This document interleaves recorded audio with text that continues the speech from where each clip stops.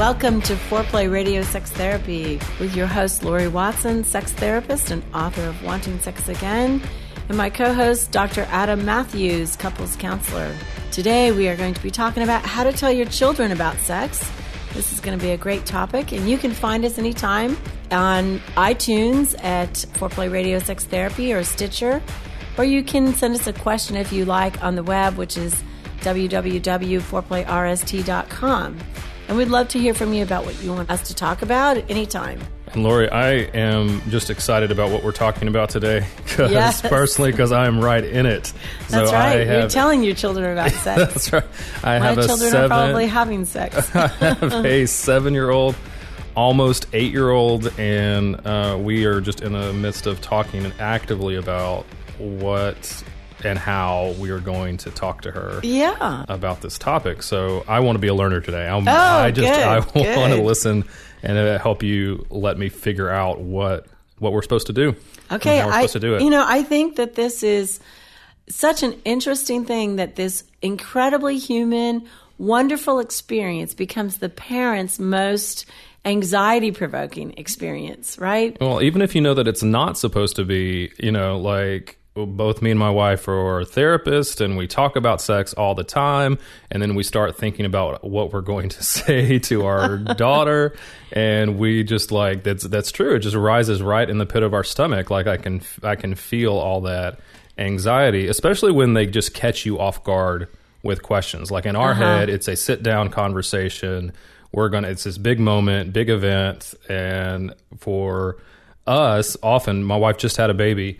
And so we get questions from the 8-year-old and the 4-year-old about how that baby got in there. And also about, I think my 4-year-old asked her the other day, why in the world would our son look like me at all? How does that work? How does that make sense? When it came from mommy. That's right. When it came from mommy and the baby just got in there somehow. Yeah. How does it work? So it's anxiety producing. You are in the midst of those perfect questions. Yeah. I mean, that is absolutely when I started talking to my kids about sex was, I was pregnant, and my older ones were asking about, well, how did that baby get there? Mm-hmm. I remember my oldest son said, yeah, I know there's an egg and a sperm, but how does the egg and the sperm get there? Yeah. Which is like the question, right? Yeah. It's the leading question that you want your kid to ask so you can tell them. Tell them about how that works. Well, and then that's just the reproductive part of it, right? Yes. And that's not even talking about the pleasure part of it or how to do that well or how to connect well. That's just that just doesn't even, I can't even make that compute in my head right now, right. thinking about my daughter and talking to her about that. And also try not to abdicate that role and give it over to my wife completely and just say, here, you take that. Absolutely. I think daddies have to have a say too. Yeah, and that's right. Should have a say because they have so much to contribute. Yeah. And so many times I think we relegate the talk of the birds and the bees to the parent of the same gender, right? And, because we think it'll be awkward. But I think the opposite gender has something to say too. And there's lots of things that they need to learn from us about it. I just felt like it was a natural conversation. And that's what I want to talk about today, is that I think it ought to be something that we just weave into conversation. It's a conversation throughout their childhood, that it's not one moment. Yes. I think that's not key. The big talk. Yeah. It's a talk that happens spontaneously and it happens intentionally. And there are certain times that we need it to happen intentionally. So and certain times where it can just be a part of our relationship with our kids rather than this one big event. I know you said something to me that really changed my thinking about this. Good. And I want you to talk about it a little bit more. And that was when we were talking about this before, thinking about the idea that my kid, once I had this conversation, that she was going to lose something, that she was going to lose her innocence, I remember you saying that she was going to, that it was going to burst something for her. Right. It was going to burst her innocence in some way. Like I was in the same way of telling her that there's no Santa Claus. Yeah. It was going to do, right? Right. And this is the opposite no Santa Claus talk, right. Adam. That's right. There is an orgasm. Come on. Yes, it's a good thing. There's presents. It's real. And you said something of looking at it as not as a curse that we're inflicting on our children, but rather looking at it as a gift that we're giving them. Yeah. And that really began to change my thinking. I'm wondering if you can just say some more about that and how you're thinking about that. I mean, I think that what I heard from you was all this angst about, the fear. And so many parents do approach the conversation of, I'm opening the door to something where my child could get hurt. I mean, we know there's heartbreak, right? I mean, that this is about love and romance and giving yourself and getting your heart broken. And then there's the fears of molestation and violation and rape. And I mean, it's like there are terrible things having to do with sexual touch also that we worry about as parents.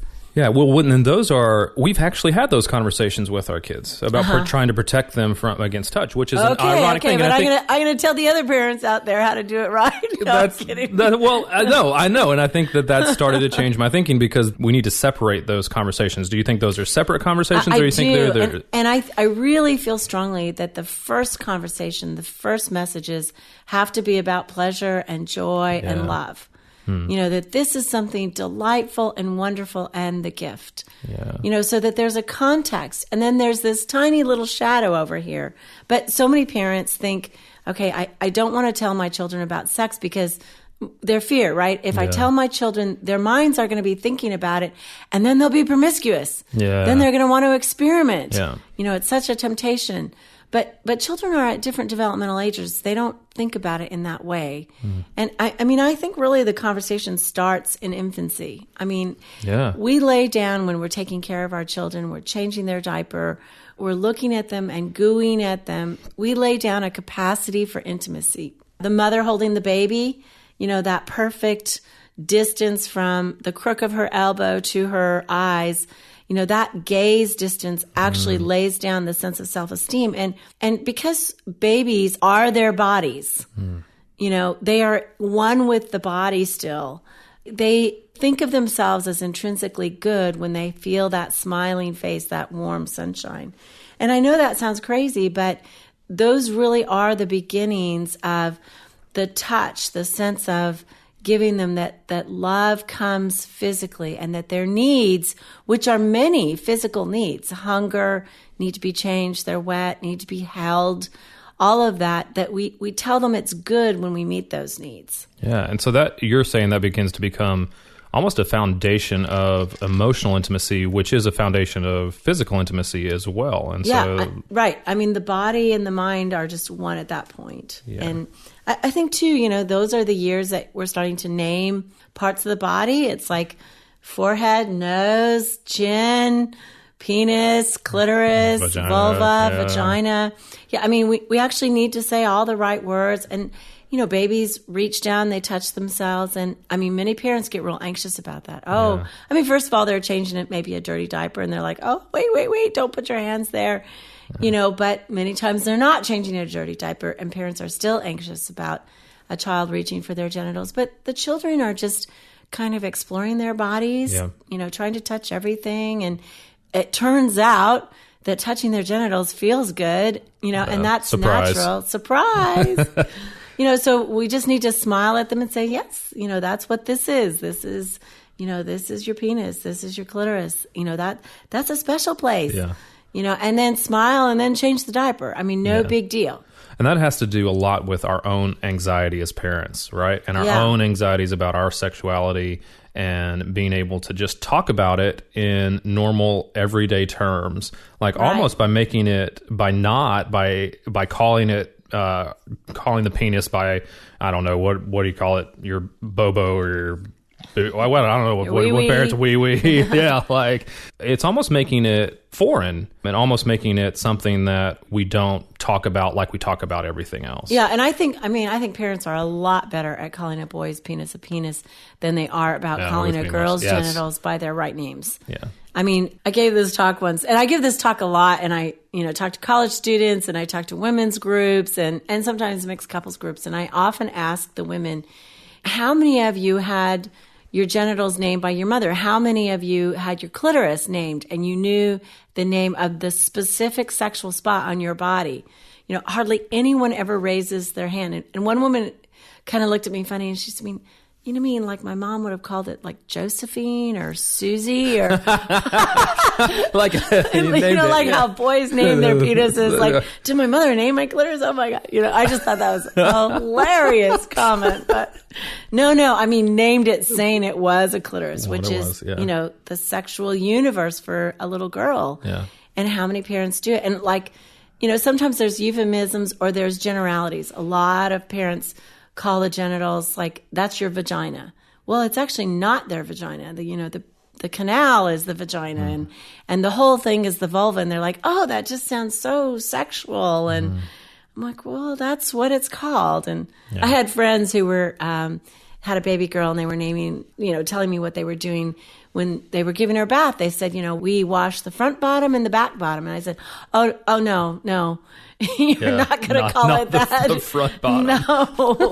No, you're going to call it by its right names. Yeah. And I explained kind of why. And I mean, I think this brings us to about age 2 and 3, when the child is learning mastery over their genitals, right? They're toilet training, they're learning how to use the bathroom all on their own. And, that to me should be long and slow, especially if parents cannot be anxious about, well, my kid got toilet trained faster than your kid or this brother or, I mean, kids by and large are toilet trained by kindergarten. And I think parents should just relax. And the process goes slow. Yeah, because it actually develops sexual problems later on when you rush toilet training. Yeah. Well, and it seems like part of what we have to do as parents is a lot of what we're talking about is just relax about this whole process. Yeah. Name things what they are, go slow, let it be continual, breathe through this process, so to speak, is just take a deep breath and just allow this to happen naturally and in specific moments where we can reinforce positivity around our kids' sexuality seems to be a place to really start. And it sounds like it's almost starting from birth that we're reinforcing a lot of what we think about sex. Yeah, and I think your kids asking, where babies came from at these tender little ages, it often does start with reproductive questions. I think that we should tell our children how they were made first, because children are made differently these days. And so we should talk to them specifically as parents about first how they were made and then oftentimes how intercourse works. I remember my then I think 4-year-old asked me, how did the baby get into your tummy, Mommy? And I said, well, it's kind of like a puzzle. Remember how boys have special boy parts like a penis? Well, a woman has a special part called a vagina. And it's kind of like a puzzle. They fit together just like a puzzle. And it feels very nice. And, and this is how parents make love and how they express love. And then that's how a baby is made. And they're like, oh, okay, I'm going to go play with some blocks now. Yeah, that's right. That's right. When it is natural to us, it is natural to them, and it fits into their world of play and look at that squirrel and let's go. Yeah, I mean, it's all integrated in their mind. Yeah. As long as we let it be integrated and we don't get too embarrassed or anxious. I mean, you said we've had that conversation of protection. And I believe that in the early years, the parents are the protector. We don't want to psychically burden a child with the need to protect themselves. Yeah. I mean, we can give messages like, I think we need to be very careful about who are their babysitters, probably more than especially family members. Yeah. Because molestation more likely happens from somebody than from somebody you don't know. I believe it's 95% of somebody you know. It's crazy. There's a great resource, by the way, for parents about how to talk to your kids. Oh, good. Tell us. It's called Darkness to Light. They're an organization, and they have some great resources on their website. I believe it's light.org. I highly recommend. There's some trainings you can find out to go to, but there's specific things because I think there's 2 directions that you go there. You want to talk to them about safe touch and about being able to talk to you about it if somebody else does that, touches them in a way that is inappropriate. But you also want, like you're saying, to know that is one of the things that Darkness to Light talks about is that no alone time with an adult. Right. And being able to talk specifically about that, then your conversation is able to kind of talk also and I realize about pleasure. This is sexist, but by and large, the statistics show women do not molest, children. It's male. And I mean, there's a 2% kind of thing where a woman would be a molester. Yeah. So, just for me, because I knew that, I always used female babysitters. And I never even let my sons babysit, not because I didn't trust my sons. I did. But simply because of this crazy world, and what if there was an accusation? I just, like what if the boy was trying to help the child go to the bathroom and it got, the child got it mixed up. I just never wanted that to happen. And I always also used girl babysitters. And I was very careful about it. Many times, unfortunately, we know that molestation passes generations. So the grandfather who molested the daughter is somehow or another, my God, babysitting the children. Still, yeah. And it's like either repression or, oh, well, he wouldn't do that to the babies. It's like, yeah, well, he did it to me. So I think we have to wake up. We have to face what there was. It's a reality. And set really good boundaries around family, if we know that that's a possibility. Yeah, and I think that's an important... That is part of a larger whole conversation of recognizing that sex is out there in the world. Our kids are going to learn about it. We're not going to be able to protect them from it, and so we have to intentionally step into it.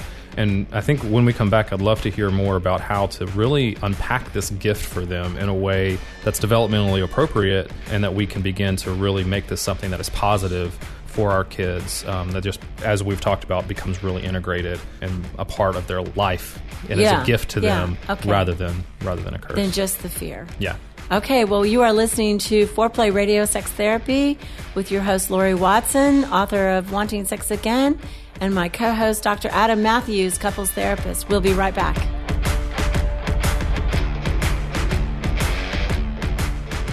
Wanting Sex Again. How to Rediscover Desire and Heal a Sexless Marriage by certified sex therapist Lori Watson. Each chapter is designed to fix one of the problems that cause low libido, from early marriage through the childbearing years, even all the way through menopause. I've also had men read it and tell me that for them it was the most hopeful thing they read about resolving sexual problems. Look for Wanting Sex Again on Amazon.com. You can also talk to Lori Watson for therapy in person or via Skype. I offer couples counseling and sex therapy, and I think about both aspects of the relationship, emotional intimacy and sexual technique, and that combination together helps marriages be happy. Improve your sex and improve your relationship with Awakening Center for Couples and Intimacy. Find out more at awakenloveandsex.com and sign up for their next couples retreat weekend, hosted by Lori Watson. awakenloveandsex.com. Awaken what's possible.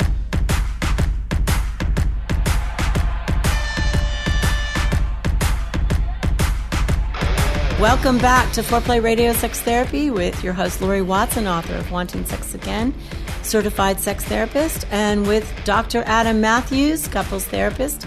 Today, we're talking about how to tell your kids about sex, and we're kind of taking a long conversation here, but right now we've left off at age about 2, 3, and we're talking about mastery, when children are mastering their toileting, functioning, and this is an age, I think, Adam, that parents get really twisted up because kids are now free from the diaper, and so they're starting to self-stimulate.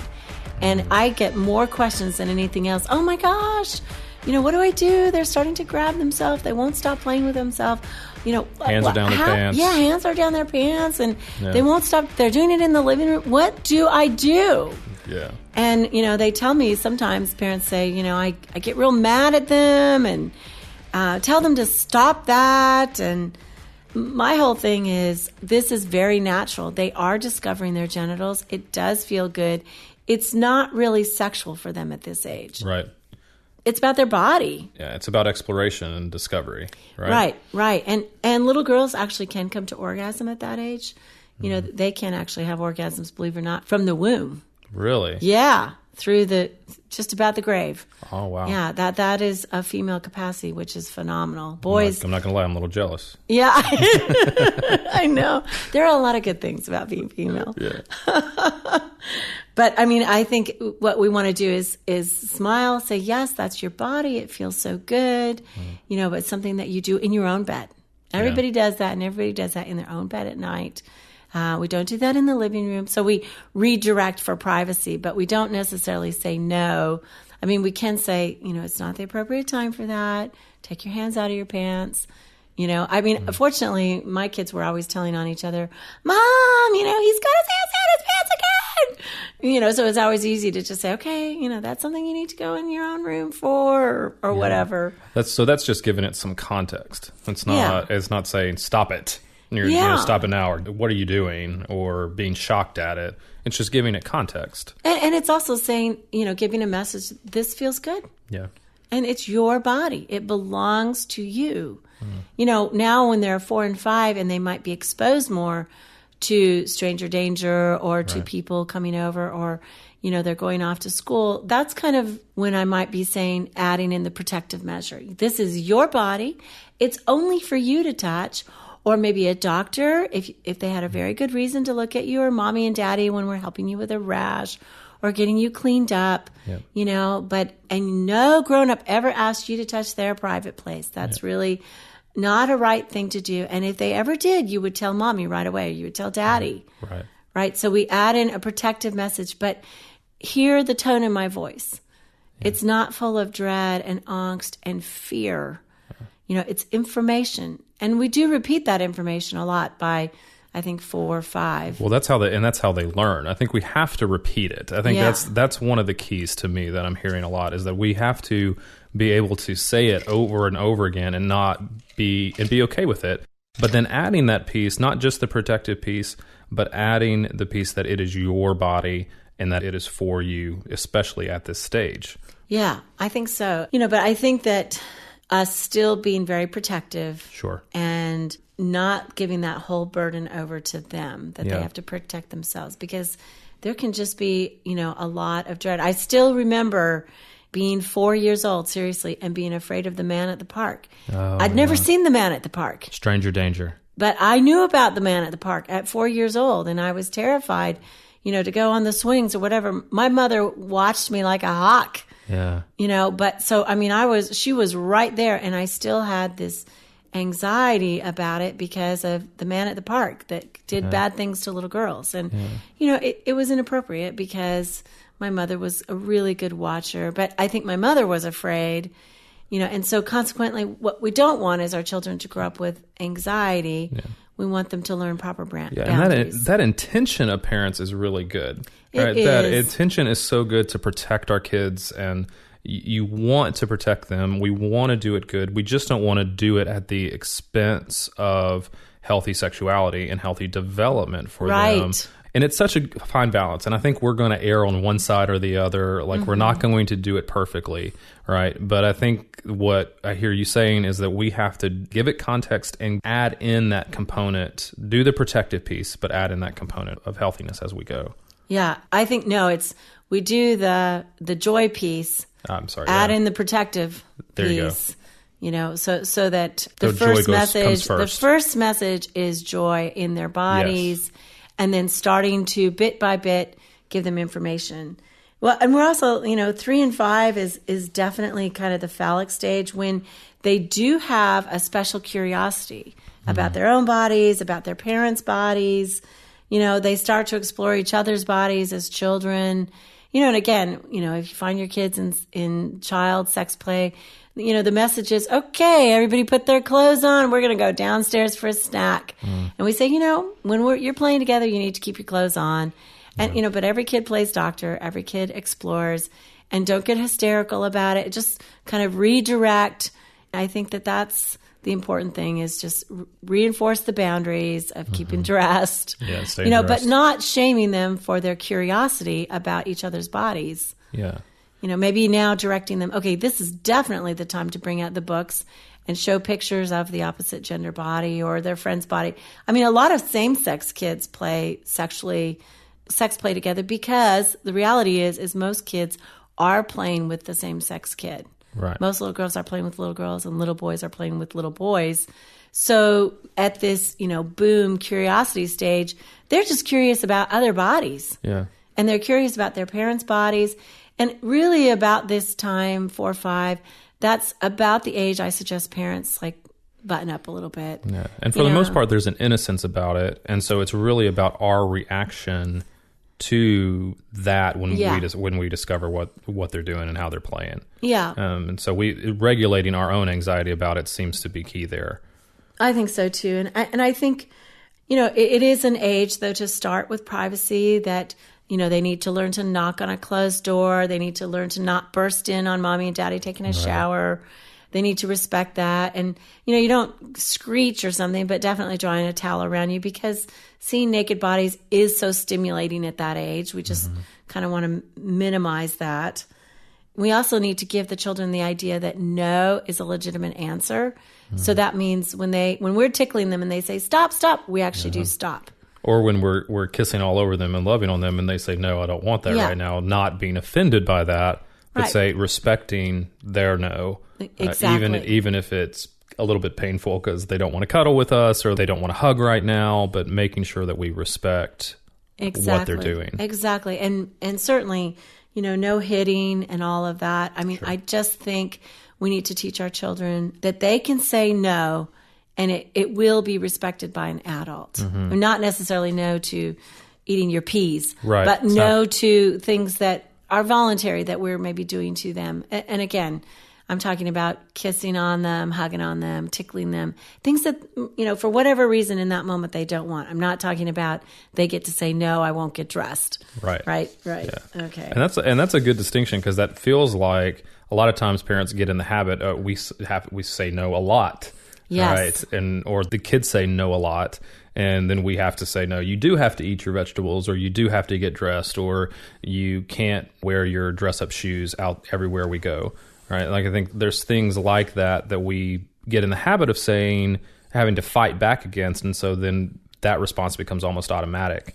And so when kids are saying no to things like you're talking about, hugging, tickling, kissing, that we not get offended and say, respect that and have a different response than we do when they say no to eating peas. Exactly. Yeah. And I think that you're right. I mean, sometimes, your kid can go through that no stage and it's like, oh my gosh, they say no to everything, but by and large, a 4-year-old is going to say, no, I don't want to be kissed because I'm mad at you. But, when you go to tuck them in at night, of course they want kisses and hugs and cuddles and all that stuff. And I definitely think the nighttime routine should be something soft, full of cuddling and kissing from the parents and affection. I mean, children need a lot of affection all the way through. Yeah. We need to be comfortable with that. And, even if they go through a stage where they can't be hugged, like maybe adolescence, where they don't want to be kissed goodbye before they go to school, still you can ruffle their hair or squeeze their shoulder or some way of touching that is acceptable. Or even ask. I think that's one of the things that we've started doing with my 4-year-old is she wants to say, no, daddy, no kisses right now. And I say, kisses. So, well, can I have a hug then? And then, of course, she gives me a big squeeze and hug. Oh, right? And Adam, you're such a good daddy. Oh, I hope so. But yeah, I mean, I think asking them also is empowering as well for things like that, because that gives them some element of control over what happens to their body, And so as a parent, I want to be affectionate with my kids, but I also want them to be able to say no, or to ask, to say, can I give you a kiss right now? Or I really want to hug you. Can I hug you? And that also just communicates that there's somebody that wants to do that. Right. And so doing that, I think, really gives them some control, empowers them and helps them later on to be able to say no when they need to say no. Yes. And make that clear.